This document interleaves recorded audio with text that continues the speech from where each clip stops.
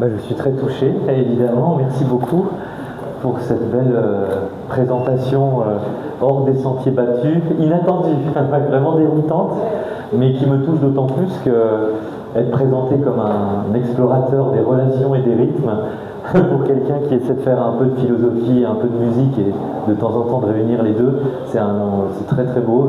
C'est un très bel accueil que vous me faites. Donc je suis vraiment touché par ce texte et ce portrait et par la lecture que vous en avez faite. Merci beaucoup. Merci. Peut-être qu'on va te laisser avec le micro. Ah, ici. Parce que là, on va passer à la phase des questions-réponses. Par rapport au sujet que tu m'as dit, il faudrait déjà que je sache exactement de quoi il s'agit principalement. Donc je vais d'abord vous demander, alors, si vous deviez résumer sur la thématique globale. Donc jusqu'en décembre, c'est ça qui est assez exceptionnel et je pense très novateur, de proposer une saison qui va avoir une unité sur en fait les 12 mois et qui vont se diviser en 4 étapes autour de mots clés d'Édouard Glissant, mais en tout cas un an complet, ça c'est très impressionnant. Et c'est surtout le titre même qui a été donné par l'Institut français, qui est le mot « tout monde ». Et ça, c'est une sorte d'ouverture vers un vaste projet qui va essayer de, justement, je pense, de définir ce qu'est tout le monde après la saison, au fur et à mesure que la saison va se développer. Parce que le mot tout le monde, je pense qu'en fait, le mot tout le monde, c'est le Cameroun. C'est comment le Cameroun, lui, va se vivre comme, et se vit déjà, et peut se penser dans sa diversité, dans ses rencontres, ses lieux, comme tout monde. C'est-à-dire tout monde, ça veut dire un monde, mais qui n'est pas la mondialisation, qui n'est pas l'uniformisation, la standardisation.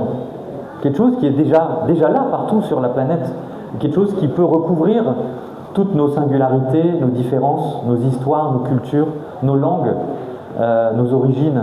Et donc le mot tout monde, c'est comment on peut penser un monde qui soit l'envers de cette mondialisation pour essayer de faire en sorte que toutes les diversités, toutes les langues, tous les dialectes, les cultures, même les plus petites, les plus infimes, ont leur place dans un monde. Et dans le mot tout monde, le plus important entre ces deux mots un peu gigantesques, tout et monde, c'est le tiret. C'est le petit lien qu'il y a entre ces deux mots. On va tous essayer ensemble de faire en sorte qu'on va travailler ce tiret, qu'on va créer ce tiret ensemble. Exactement le travail du commissaire pour une saison, justement.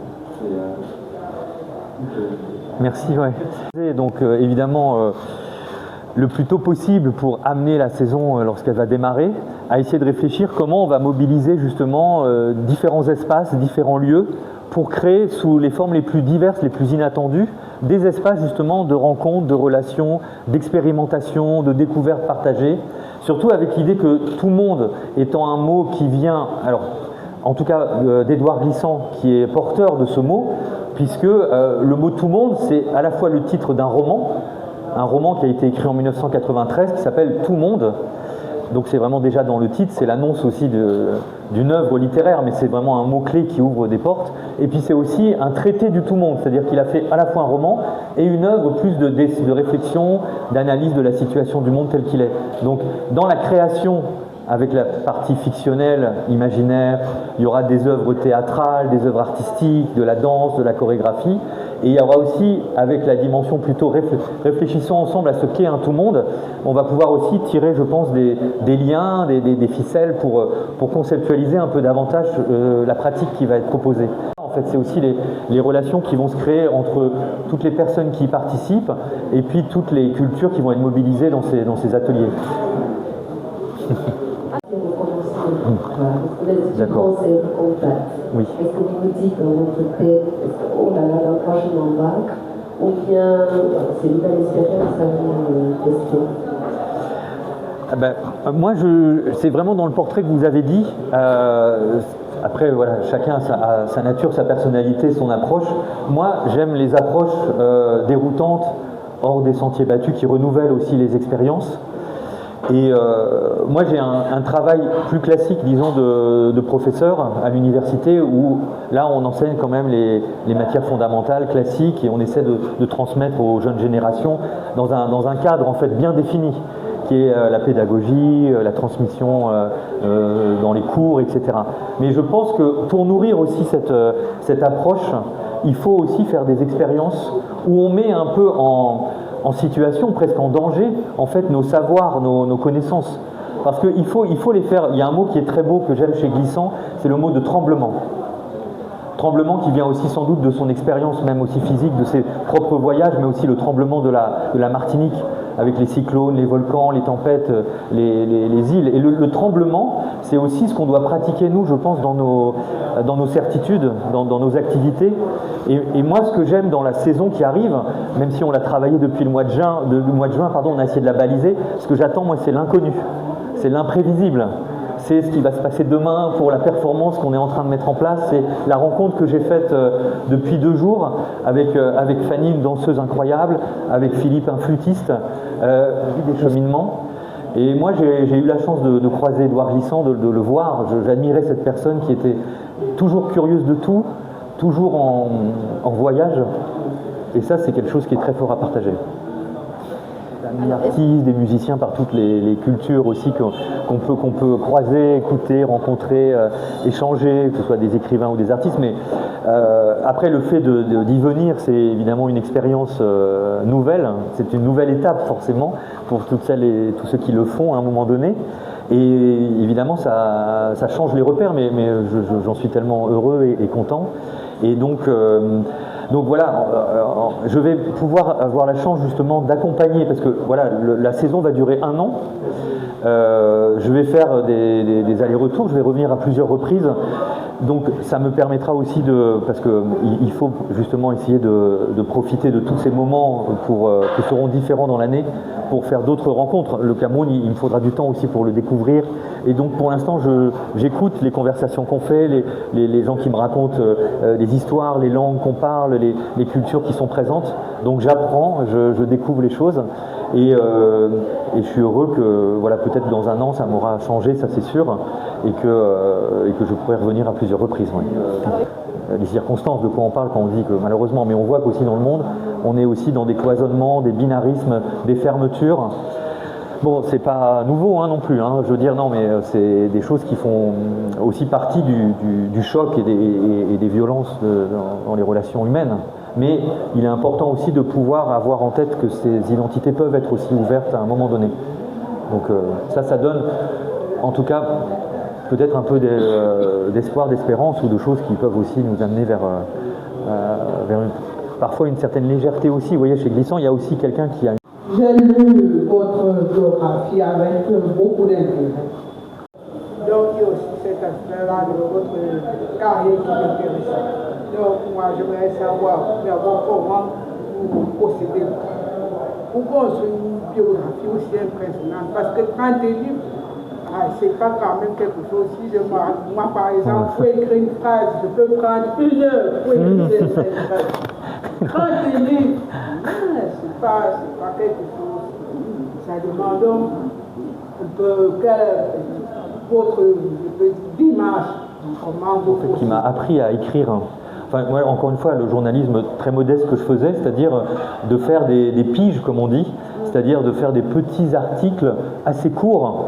Et c'est toute la difficulté, avec un nombre de signes bien calibré par le rédacteur en chef, par les équipes, dans un temps très limité, parce que quand on me dit de faire un article, c'était pour avant-hier, il faut y aller vite.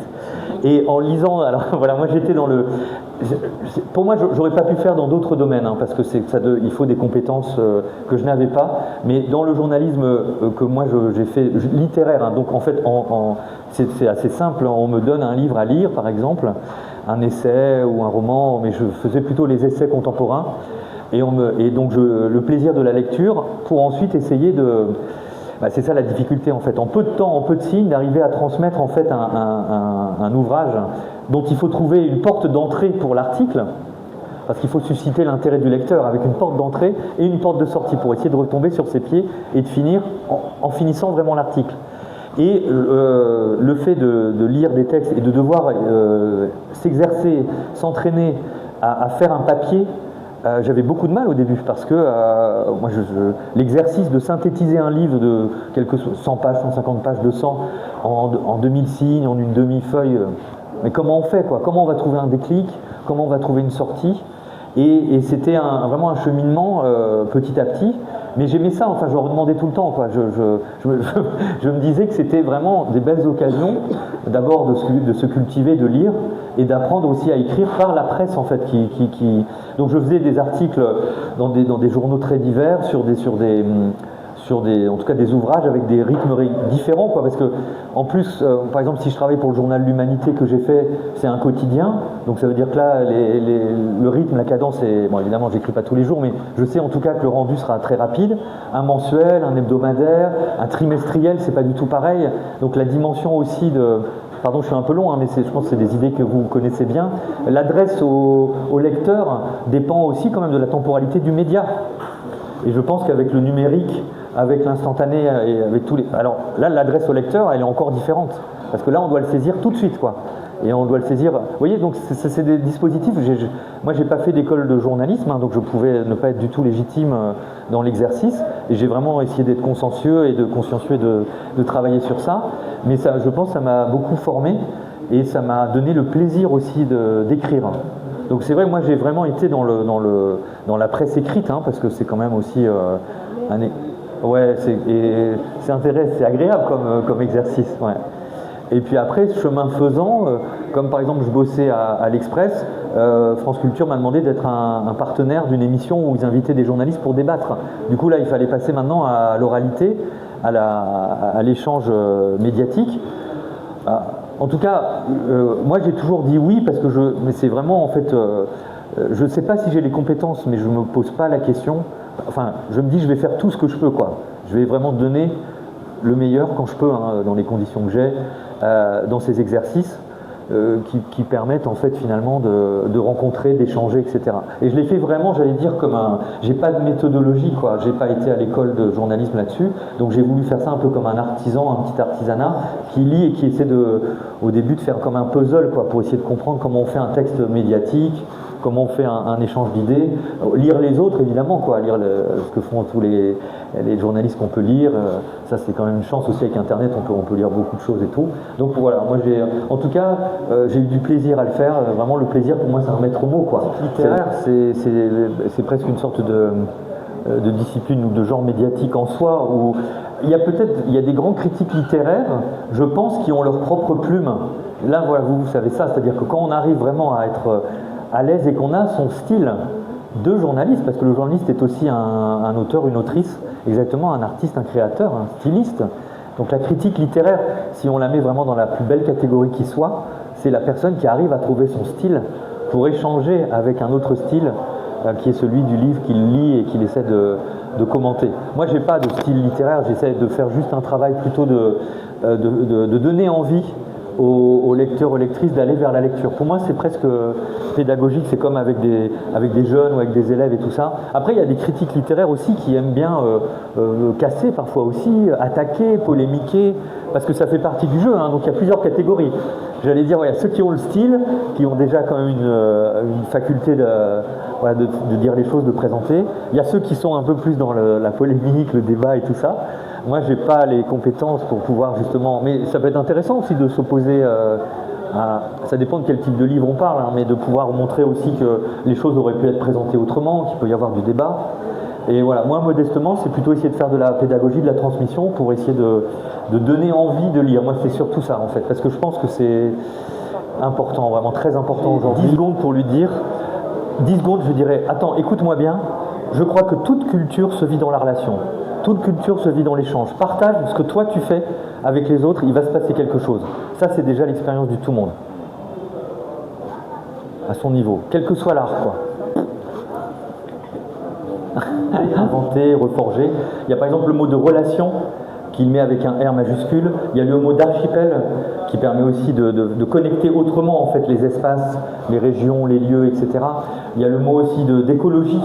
l'écologie du tout monde dans le vivant et les différentes formes de vivant. Il y a toute une série comme ça de vocabulaire qu'on a essayé de mettre comme un peu des chapitres pour chaque saison, pour les quatre saisons. Donc archipel, relations, écologie, tout monde, parce qu'on a repris aussi tout monde pour conclure. Il y a aussi un mot qui va traverser tout ça, qui est le mot de créolisation, qui est un mot qui est très très important chez Glissant, qui est un processus, parce que la créolisation, ça veut dire quelque chose qui est en cours. Et il y a plein ça c'est très très intéressant, parce que le mot créolisation, on pourrait le définir par ce qu'il n'est pas, ou par les débats qu'il a eus avec d'autres grands mouvements très importants. Le grand mouvement le plus important, et j'en parlerai demain dans la performance, bon, ça c'est le mot qui veut dire qu'on va faire un petit spectacle pour raconter la vie de Glissant, mais par exemple le mot de créolisation a rencontré le mot négritude d'Aimé Césaire, qui a été évidemment un énorme mouvement extrêmement important au niveau mondial sur le plan culturel, politique, littéraire bien sûr. Il y a aussi le mouvement de créolité, qui n'est pas la créolisation, etc. Donc en fait on peut définir justement une idée aussi en montrant qu'elle rentre dans des débats, dans des discussions. Ça c'est intéressant avec Glissant, c'est qu'en fait il a proposé des mots, il les a ensuite fait jouer avec d'autres mots pour d'autres débats culturels. Il a transformé aussi sa propre relation avec tous ces concepts, si on reprend le terme de tout à l'heure, mais parce qu'ils étaient en pratique, en échange. Il a aussi proposé le mot d'antillanité. Et alors, ce qui est intéressant, c'est que chez Glissant, ça peut être aussi une définition pour les jeunes, c'est que tout circule, tout est en mouvement. Donc le mot créolisation, c'est déjà une forme de sentir, de ressentir intuitivement les mouvements autour de nous, de participer à ce mouvement, d'en faire quelque chose. Donc on est vraiment dans une sorte d'énergie partagée, et justement on va circuler à travers ces mots. Moi je pense pas comme l'image que j'ai de la saison, c'est que c'est vraiment l'image de l'archipel, c'est-à-dire qu'on va circuler, naviguer d'une île à l'autre, d'un mot à l'autre, mais sans qu'il y ait un centre. Il n'y a plus d'opposition entre centre et périphérie dans un archipel, parce que tous les lieux sont connectés les uns avec les autres, mais on ne se dit pas le centre il est là. Et je pense que dans toutes les cultures extrêmement opposées, on peut faire un peu bouger les choses.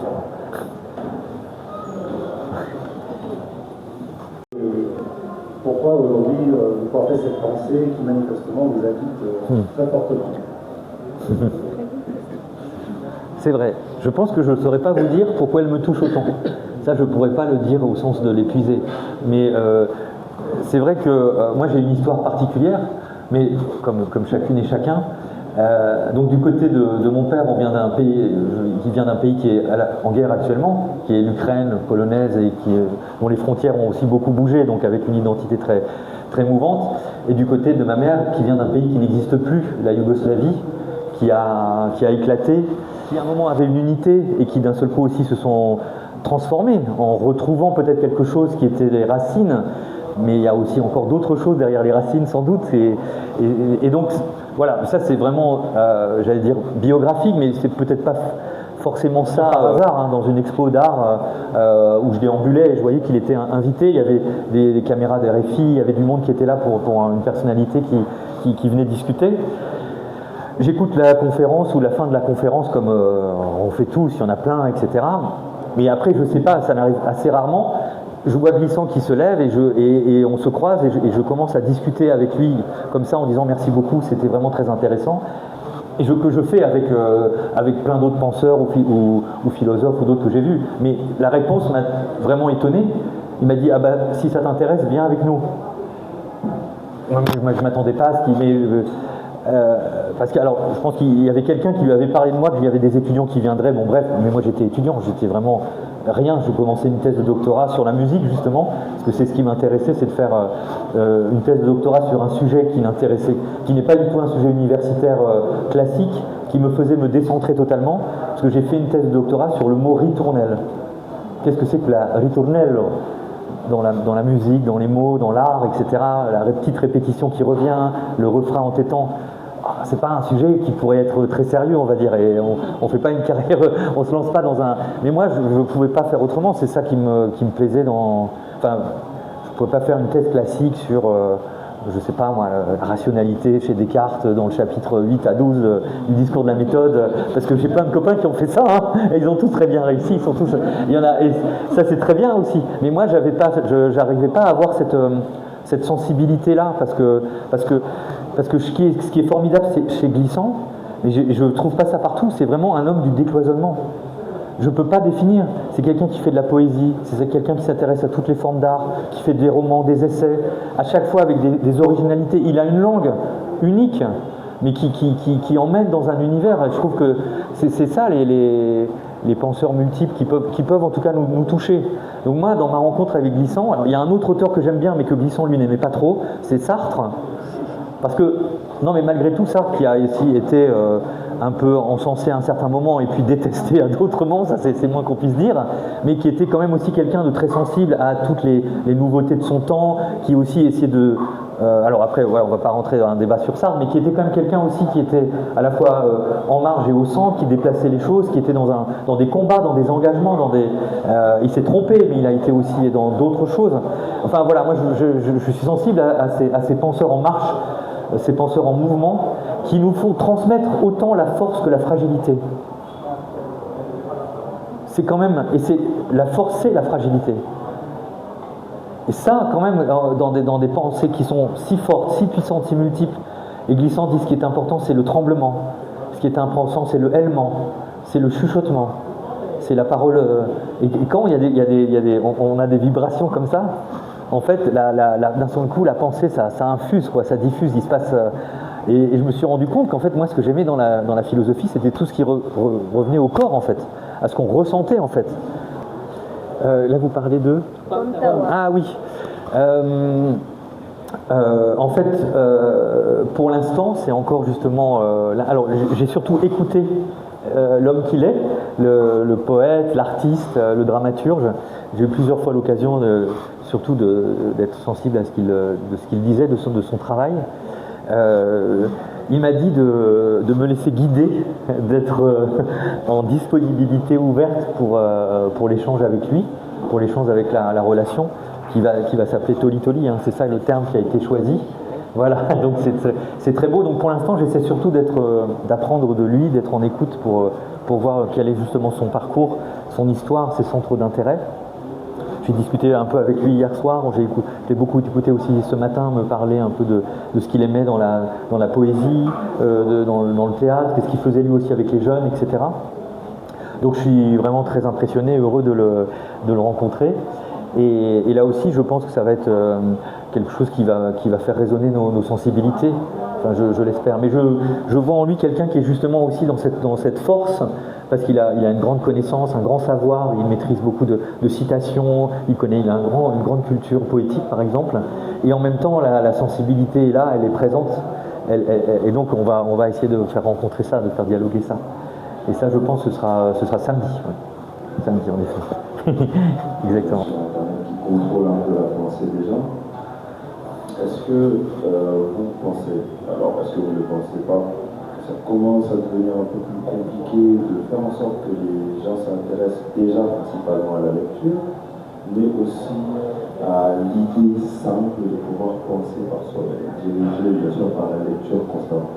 Ça me rappelle, je suppose que vous connaissez, le livre de Blackberry, Paris 1951, où il y avait des petits qui voulaient des livres.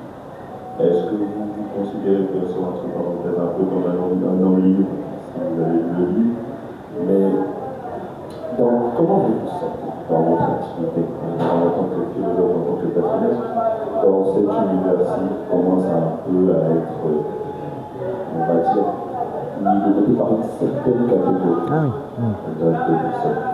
Comment vous vous sentez et comment vous... Intéressant parce que là on met vraiment, on se met en place par rapport au monde tel qu'il est aujourd'hui. Donc là on doit essayer de répondre et de réagir. Moi je répondrai comme Édouard Glissant.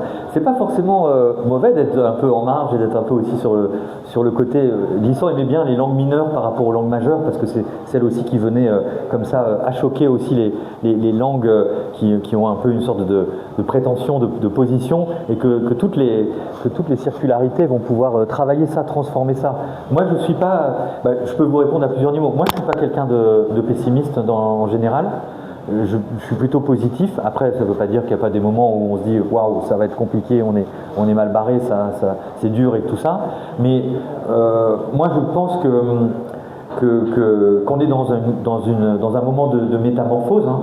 vraiment dans un mouvement de transformation, et que tous les usages qu'on expérimente d'Internet, des réseaux sociaux, etc., en fait, ils ne sont pas encore figés, ils ne sont pas encore définitifs. Je pense qu'il y a plein de générations, et je pense que ça concerne tous. Moi aussi, mon temps d'attention, il a changé. Hein. Non, mais vous parliez des jeunes tout à l'heure, il n'y a pas de problème. Hein. Moi aussi, mon temps d'attention, il a changé. Le rapport au téléphone, tout ça nous transforme aussi dans nos cheminements, dans nos quotidiens. Mais je pense qu'il y a encore plein de potentialités qui vont se développer. Et je verrais plutôt en fait une chance à saisir. Après, ça va être... non, mais c'est encore une fois, les outils numériques, ça va être ce qu'on a envie d'en faire et de proposer. Il y a beaucoup de gens qui peuvent s'opposer, hein, qui disent voilà, pour la création, l'intelligence artificielle, ceci, cela, ça va être très compliqué. Mais oui, c'est sûr que c'est pas simple, hein, les réponses sont pas toutes faites. Mais pourquoi on ne trouverait pas en nous, collectivement, singulièrement, des ressources, voilà, ouais, des façons de pouvoir faire que les choses aillent dans le bon sens, parce que c'est possible, ça. J'en suis convaincu, ça a toujours été aussi comme ça que... Là, en fait, ce que vous me dites, moi, encore une fois, je n'ai pas la prétention vraiment d'être philosophe, au sens...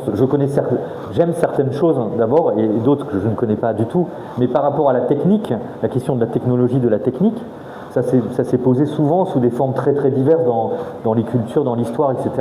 Après, à chacun de voir comment on va intégrer ça à la culture. Moi, je pense que... Alors, vous parlez effectivement, par exemple, des situations très tragiques où des livres peuvent être brûlés, des choses détruites, des violences. Donc, ça, il y a des moments d'effondrement, des moments très très durs. Hein, donc, je ne veux pas non plus être trop naïf ou avoir trop d'illusions. Mais je pense que ça peut être... c'est des périodes qu'on peut aussi traverser. Et que la technique, au fond, elle repose quand même sur... quoi qu'il arrive, quand même sur les humains. Qui doivent en faire quelque chose, qui ont leur responsabilité. Je vois pas comment on peut arriver à un moment où les humains vont se dédouaner en disant les choses se font sans nous, quoi. Parce que ça c'est un rapport à la technique qui n'est pas réel, je pense pas. Enfin, moi c'est mon point de vue. Mais je suis toujours sensible les techniques, les technologies, elles font partie du développement de toutes les cultures, de toutes les histoires. Il faut en faire quelque chose. Ma réponse est peut-être pas très très originale ni intéressante, mais moi je pense que ça va être des choix à faire et des choses qui vont encore se développer, qui ne sont pas figées, je pense en tout cas. C'était vraiment un plaisir d'être là avec vous. Ouais. Merci beaucoup. Ouais. Merci. Merci à vous. Oui, avec plaisir. Ouais.